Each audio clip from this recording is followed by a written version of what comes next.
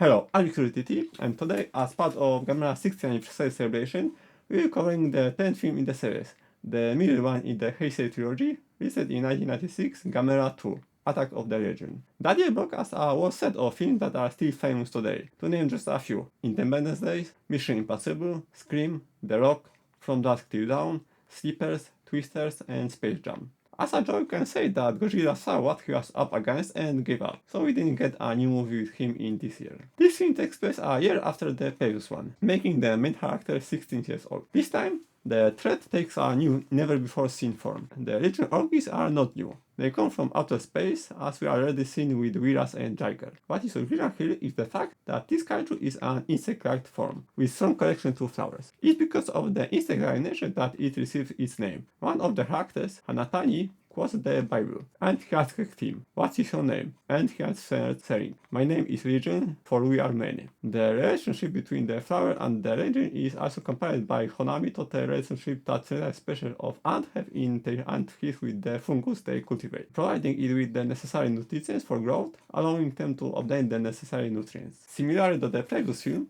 Gamera is initially absent. Again, we have humans versus kaiju. Initially, of course, in small size. Around the 30 minutes mark, Gamera appears and destroys the fields of the flowers. However, he is attacked by Legion soldiers, and the above quote is used at this point. But he managed to escape. Mother Legion, however, escaped as well. Then we have a second clash, this time with Legion also appearing in kaiju form. Gamera theoretically defeats his opponent and destroys the flower, but he seems to sacrifice his own life in the process. Thanks to the support of the people, the scene reminded me of another of my favorite movies. Mewtwo strikes back, and the part when Ash is brought back to life takes to Pokemon Tears. Orange energy appears around Gamera, takes the form of a Magatama, and revives him. Finally, the film finale is the third round. Legion isn't easily defeated, so Gamera must use a previously unused weapon from his arsenal. He draws on the energy, the mana of the earth, gathering it within himself and firing it from his shell, his platform which opens in an interesting way. This, in turn, evokes two associations for me: the Genki Dama technique from Dragon Ball and the Kotoham Turtle from the Spacing Game book series, whose platform, thanks to his spells, was transformed into a series of useful drawers. Defeating Legion this way will have consequences, but we will learn about this in Revenge of Iris. The final scene, in which Honami and Oisis wonder Gamera's motivation, is also interesting. Honami believes that Gamera isn't defending humans per se, but life on Earth itself, leading Opitsu to realize the possibility that one day Gamera might consider humanity a threat. Some scenes in the film are intriguing from a technical perspective. I watched this as rips from Arrow's Blu-ray disc. This is very convenient for me, because I don't have to juggle disc, I have the files on hand, and they are useful for editing these YouTube recordings. But since these are rips, when I first encounter scenes where a technique called freeze frame appears, the effect is like playing a game on too high resolution on too weak system.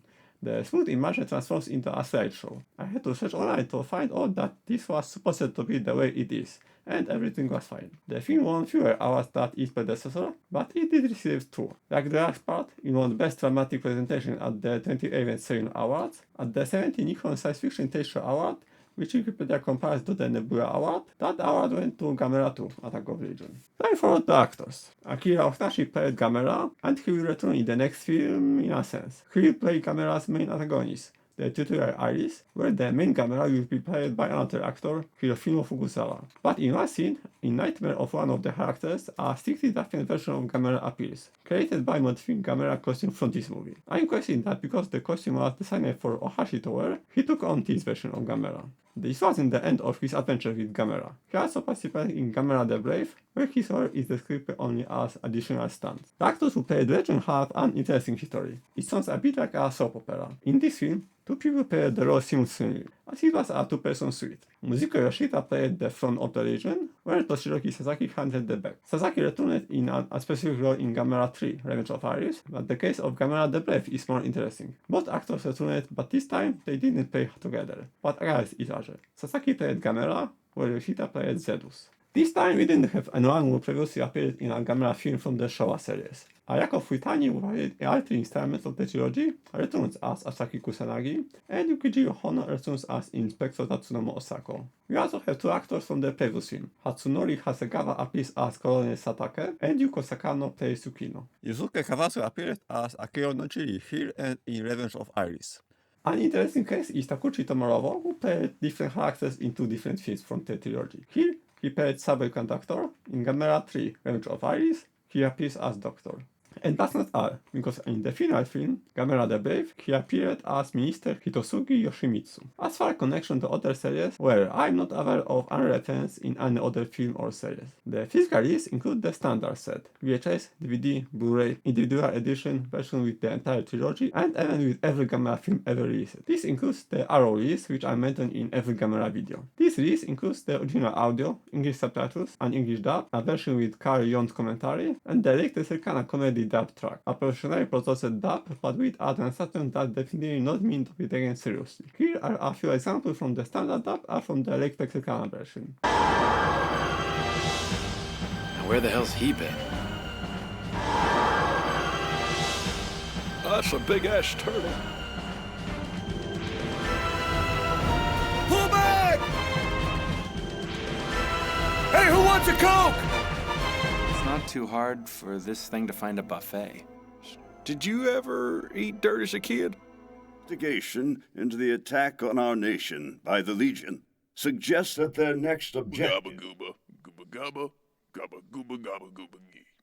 Jibba jabba jibba gabba. In the previous video, I mentioned the 6-hour documentary, A Testimony of 15 Years, which featured 95 very different people, some of whom talk about things directly related to this film. We also have on-set footage from the film's main unit shooting and special effects filming. It's a perfect list for fans, as I will say again and again. Online availability is standard, especially for American viewers, where the film is available on the free service tubi.tv. Comic-wise, we see 2 comics. One is a regular manga, sharing the title with the film. I don't have access to this content. Vixira is also rather sparse on information, but I assume it's simply a relatively faithful adaptation of the film. The second comic is definitely more usual. I already mentioned it in recording about the second film, Gamera vs. Barugon. It was released in 2003 and is titled Gamera vs. Barugon, comic version, sometimes called the G2.5, because the action takes place between Gamera 2, Attack of the Legion, and Gamera 3, Revenge of Iris. I haven't read the comics myself, but based on Vixira's data, I can say that Barugon played the main role. Gauss also appears, but this is nothing new in the Heisei universe. They were enemies in the film. Additionally, 2 other classic kaiju, Ziggler and Tiger, also makes cameo appearances. Merchandise is standard, with some Legion figurines. Of course, Gamera figurines based on this particular version are also available. The next recording will be out of Gamera 3, Revenge of Iris. But for now, that's all. Thank you for watching. Leave a like and subscribe if you liked it, and I hope to see you again in the next video. Bye!